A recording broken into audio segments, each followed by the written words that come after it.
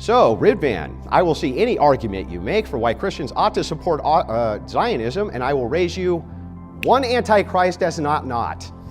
This is the most powerful ought not for Christians to support Zionism, and it is really the one argument I want Ridvan to address, as it's my primary argument. Muslim control of Israel or a Christian-supported Antichrist. That's what seems to be on the table, at least according to these two debaters. You're about to see a former Muslim and atheist, apostate prophet, debate Andrew Wilson on whether or not Christians should be Zionists. We'll first hear AP explain what Zionism is and what it means to be an anti-Zionist, and then we'll hear Andrew Wilson explain what the implications of being a Zionist for a Christian might be that we often miss. We'll see a breakdown of their arguments and then a heated exchange in the middle of the debate that you've really got to see. But first, let's jump in with AP now.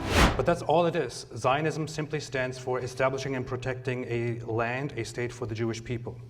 I want to make one thing very clear, which is that I am not a Christian Zionist. I'm not a religious Zionist. I am a Christian today who also happens to support Zionism, because I care about the continued existence of the Jewish people in the land. All right, and now here's Andrew Wilson explaining what he thinks Christians are supporting if they support Zionism. The supposed secular Zionist government is giving money to the religious Zionists in Israel and get American support to do this with both American government money and direct aid, with mega preachers like John Hagee leading the charge in America with Kufi to back this endeavor to usher in Antichrist. So, Ridvan, I will see any argument you make for why Christians ought to support Zionism, and I will raise you one Antichrist as an ought not. This is the most powerful ought not for Christians to support Zionism, and it is really the one argument I want Ridvan to address, as it's my primary argument. All right, now we're about to see that heated back and forth in the exchange that you've got to see. But before we do that, let's take a look at what both men argued during their opening statements. According to the apostate prophet, to be a Zionist means you want a land and a state for the Jewish people. And to be anti-Zionist means you don't want such a land or a state and would result in the, quote, annihilation, extermination, and destruction of the Jews in the land. He points out that the Hamas charter affirms this. The current Hamas leadership affirm this. Islamic leaders want to establish a Muslim caliphate. Israel has attempted to coexist, but Palestine won't. That's the history. Therefore, AP comes up with three reasons to support Zionism. One, to prevent a regionally oppressive caliphate. Two, to protect Christians. And three, according to Paul, the Jews will be grafted back into the tree and are still God's chosen people. Andrew Wilson argued that Zionism includes religious Judaism, so it's not just about secular Judaism.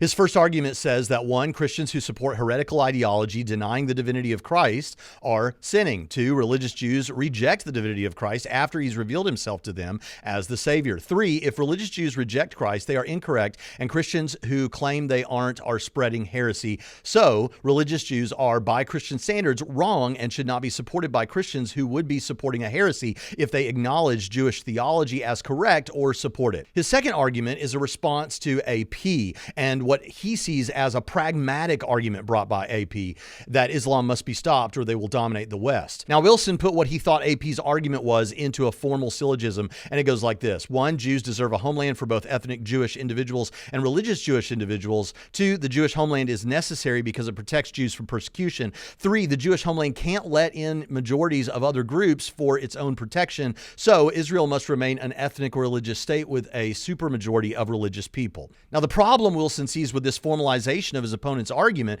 is that it's unclear why it would need to specifically be a Jewish state in order to protect Jewish people. Further, he argues that if pragmatic reasoning is the solution, it would be pragmatic to, quote, nuke the entire Middle East, Israel included, and no longer worry about Middle Eastern conflicts ever, end quote. He then reasons that that would, of course, be against Christian ethics, precisely because it eschews the pragmatism he sees in AP's argument. His third argument was that even if apostate prophet's pragmatic case is granted, it still does not result in an ought for Christians. Ramping up to his fourth argument, Wilson puts a couple of things on the table. Israel will not disclose its nuclear status, and groups like Kufi and the Israel Collective, who I, Braxton, went to Israel with, are supporting and teaching about dispensationalism, temple construction, and, quote, according to Wilson, to assist with the fulfillment of biblical prophecy to bring about a new false Messiah and usher in an Armageddon, end quote. He reasons that Christians want to support support this practice, which is intended to result in a new false Messiah.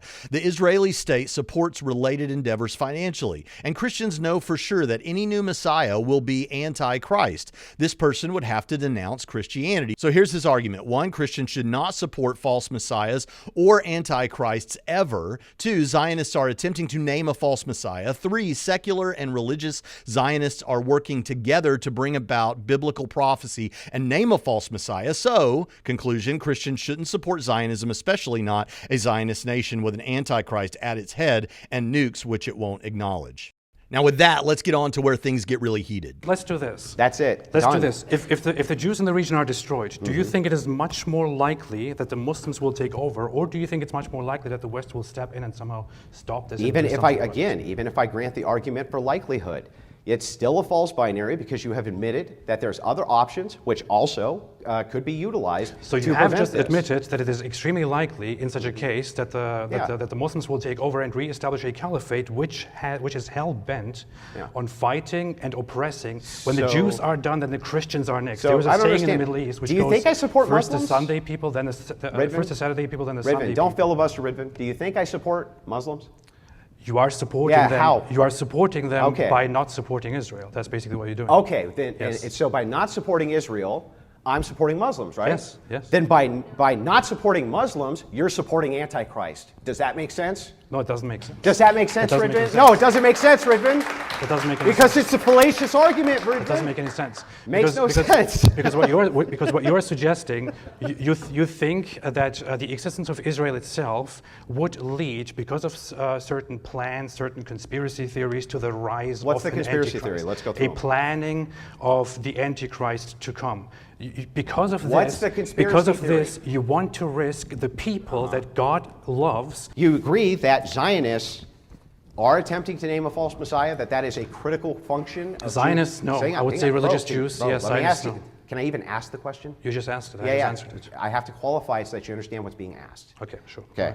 So, premise 1, Christians should not support a false Messiah or an Antichrist. Do you agree with that? Yeah. You do? Yeah. Okay. Premise 2, Zionists are attempting to name a Messiah. No. Okay. So then can you explain why the Zionist government gives money to the Temple Institute, who has a stated goal of naming a Messiah? You are talking about Zionists as a general term. Zionists are all those who support the existence of Israel. Well, that would be the secular and the religious? That would be the majority of the Israeli population. No, and the majority that's of not Jews what around the Zionism world. means. That is literally what Zionism No, means. what you said Zionism meant, and I'll give you your exact definition. Yes, It go ahead. meant an establishment of a Jewish state, and you agreed it couldn't be secular. It had to be I never- religious I and never it had said to be that. secular. I never said So that. if the religious and the secular never are said that. both working towards a goal, then what is it? I never said that. Then what You're is not- it? You're not paying attention to the detail. Okay, here. I can't wait to hear it. Go ahead. Establishing a Jewish state, a state for Jews in the land of Israel. Great. The same thing is All wanted Jews. by conservative Okay. Jews, by All Orthodox Jews? Jews, by atheist Is Jews. it all even. Jews?